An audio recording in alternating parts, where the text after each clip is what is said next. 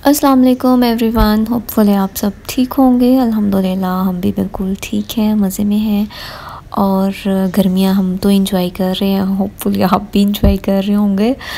जितना हो सकता है गर्मी से बचें और बच्चों को भी बचाएं। मैं तो गर्मी में बिल्कुल कोई काम नहीं करती, लेकिन जो काम आपने करने हैं वो आपने ही करने हैं और हिम्मत आपको करनी होगी, तो फिर जो है ना आपके लिए आसानी भी होगी और आप काम कर भी सकेंगे। अच्छा, अब सीन ऐसा है कि काम करने को दिल नहीं चाहता मेरा, लेकिन मैं लेट लेट के आराम कर कर के भी थक गई हूँ।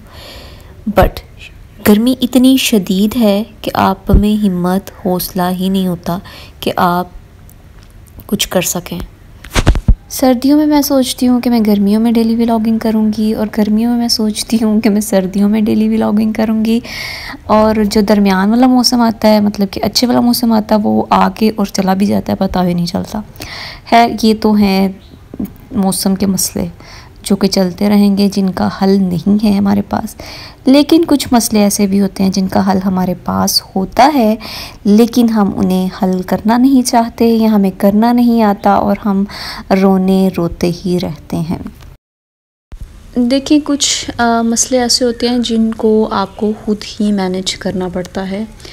आपने मेरी अक्सर वीडियोस देखी होंगी, उसमें मैंने एक लफ्ज़ का सबसे ज़्यादा मुझे ऐसा लगता है कि इस्तेमाल किया है, वो है मैनेज। मैनेज कैसे करना है, मैनेज कैसे करना है, मैनेज करना आना चाहिए। मैनेज करना सीख जाएंगे तो सब कुछ ईजी हो जाएगा। तो लाइफ जो है ना ऐसी है कि अगर हमें हर चीज़ को, हर रिश्ते को मैनेज करना आ जाए ना, तो हम बड़ी आसानी से अपने मसलों का हल निकाल सकते हैं। अगर तो आपको ऐसा लगता है ना कि शादी के बाद आपकी ज़िंदगी में मसले मसाइल चल रहे हैं और आपके शोहर थके हारे आए हैं और आप उनको लेके बैठ जाएंगे, पूरे दिन की दास्तान सुनाएंगी, आपकी सास ने आपके साथ ये किया, आपकी नंद ने आपके साथ ये किया, आपके देवर ने आपके साथ ये किया, देवरानी जेठानी ने ये किया, तो वो बदले में आपको कोई रिप्लाई करेंगे या तो उनके पास आपके मसले का कोई हल होगा। शोहरों के पास घर के मसलों का हल कभी भी नहीं होता। ये आप कभी भी किसी भी मैरिड लड़की को, औरत को बिठा के पूछ लीजिएगा कि उनके शोहर के पास उनके मसलों का हल है।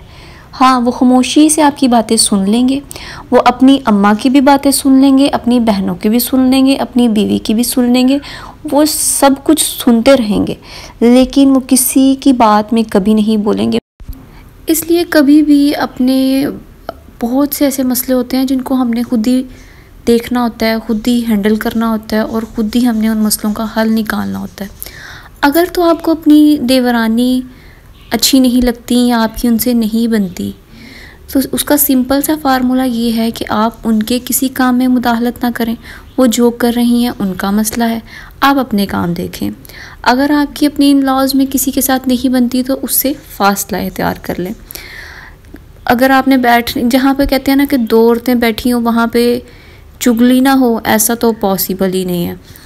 तो अगर आपको तो चुगलियाँ करने का बड़ा शौक़ है, फिर आपकी बेशक अपने इन लॉज के साथ नहीं भी बनती ना, लेकिन आपने अपनी ज़ुबान का चस्का पूरा करने के लिए उनके साथ ज़रूर बैठना है। फिर तो आप फासला कभी भी इख्तियार नहीं कर सकते।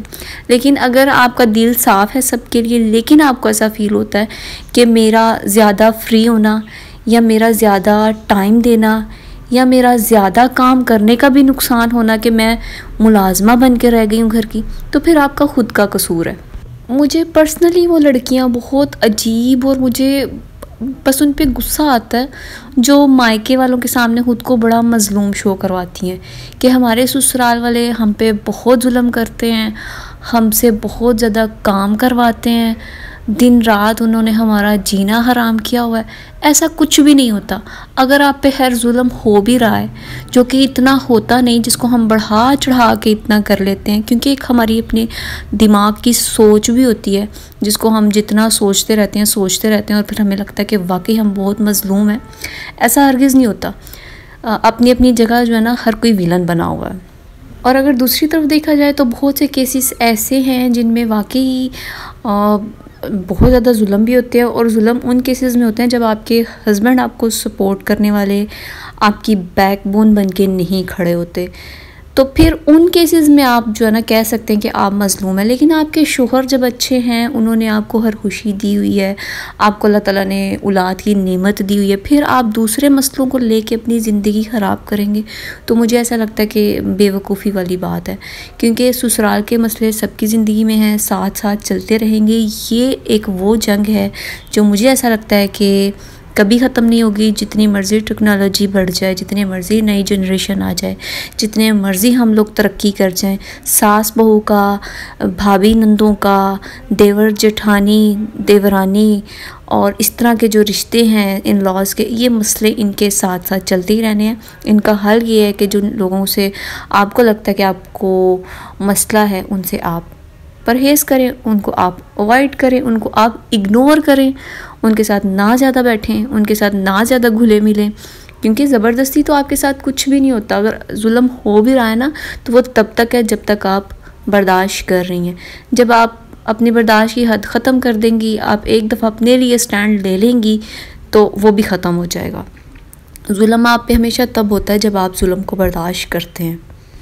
आपको अगर ऐसा लगता है कि आप काम करके किसी का दिल जीत लेंगे, आप दिन रात लगे रहेंगे, बर्तन धोएंगे, कपड़े धोएंगे, झाड़ू पोछा, ईच एंड एवरीथिंग, तो इससे कुछ भी नहीं होगा, इससे कुछ हो ही नहीं सकता। मैंने ऐसी ऐसी बहुएं देखी हैं जो मासियाँ बन के रहती हैं, लेकिन उनकी कदर कोई नहीं है और होती भी नहीं है। ये हकीकत है। ये जितनी सास, जितनी बहुएं, जितनी नंदें, जितनी देवरानियाँ, जितनी जेठानियाँ मुझे देख रही हैं, शायद वो इस बात से एग्री कर भी लें कि अगर काम करके दिल जीतना होता ना, तो मैं कहती हूँ कि घरों में सुकून होता। क्योंकि अक्सर ही लड़कियाँ काम करती हैं, तो लेकिन उनके साथ भी रवैये कुछ अच्छे नहीं होते। इंसान ना दो तरीक़ों से सीखता है। एक जो समझदार होता है ना, वो किसी को देख के सीख जाता है, और दूसरा जिस पे गुज़र रही होती है ना, उसको वक्त पे अक्ल आ जाए ना, तो वो भी समझदार होता है। और कुछ लोग ऐसे होते हैं जो देख के भी नहीं सीखते, और जिनके साथ हो भी रहा होता है उनको फिर भी अक्ल नहीं आ रही होती, और जिनको टाइम पे आनी नहीं है ना अक्ल, उनको कभी भी नहीं आनी होती। तो इसलिए मेरा ख्याल है कि इस मसले से निकलने का हल ये है, इस जंग से निकलने का हल ये है कि हम अपने बच्चों में बिज़ी हो जाएं, हम अपने हस्बैंड में बिज़ी हो जाएं, हम वो काम करने लग जाएं कि जिससे हमें खुशी मिलती हो। जैसे कि किसी को खाना बनाना अच्छा लगता है, तो वो अपना ज़्यादा से ज़्यादा रेसिपीज़ की वीडियोस देखे बैठ के, और फिर अच्छे अच्छे खाने बनाएं, खुद भी खाएं, फिर इन लॉज को भी खिलाएं, हो सकता है वो खुश हो जाएं। और जिनको मेरी तरह बस आराम करना अच्छा लगता है, वो आराम करें, आराम करके बैठ के सोचें पूरा दिन कि हमने क्या वीडियो बनानी है, क्या टॉपिक डिस्कस करना है। और तीसरी ख़वातीन वो होती हैं जिनको ना घर में चैन, ना बाहर चैन, ना लेट के सुकून, ना काम करके सुकून, उनमें कोई बेचैन रूह होती है। उन्होंने ना खुद सुकून करना होता है और ना किसी को करने देना होता है। तो ऐसे लोगों का हल यही है कि इनसे ख़ुद भी बचें, दूसरों को भी बचने की तलकीन करें, और बस ये। और तो इस मसले का हल अगर आप कहें कि कुछ है तो नहीं है। इस्लाम ने जो रूल बनाया ना, वो ये है, ये जॉइंट फैमिली सिस्टम हम लोगों ने हिंदू और इंडियन इस तरह के कल्चर से ये हम मुस्लिम्स में आया। वरना इस्लाम में सिंपल सा फार्मूला था। जब हमारे सहाबा की, हमारे पैगंबरों की शादियां होती थी, तो उनके खेमे अलग कर दिए जाते थे, इसलिए वो एक अच्छी ज़िंदगी गुजारते थे, उनकी ज़िंदगियों में ये मसले नहीं थे। लेकिन हम लोगों ने क्योंकि अपना बहुत सा कल्चर दूसरे लोगों से पिक कर लिया, हमें अपने मसले जो है ना, इसलिए अब मसले ही लगते हैं। वरना जो अल्लाह ताला ने या जो इस्लाम ने हमारे लिए बाउंड्रीज़ रखी हैं, वो इतनी मुश्किल नहीं थी जितना हम लोगों ने उसको बना दिया।